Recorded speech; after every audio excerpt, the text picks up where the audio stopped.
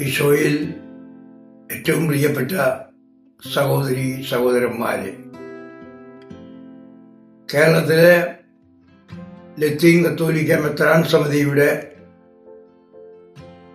President എന്ന നിലയിൽ കോഴിക്കോട് അതിരൂപതയുടെ മെത്രാപ്പോലീത്ത എന്ന നിലയിൽ നിങ്ങൾക്കെല്ലാവർക്കും ഞാൻ സ്നേഹാശംസകൾ നേരുന്നു.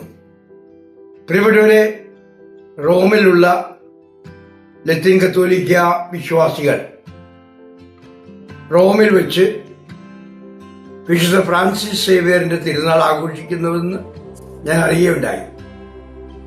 ഈ തിരുനാളിന്റെ എല്ലാവിധ ആശംസകളും നിങ്ങൾക്ക് ഓരോരുത്തർക്കും ഞാൻ നേരുകയാണ്.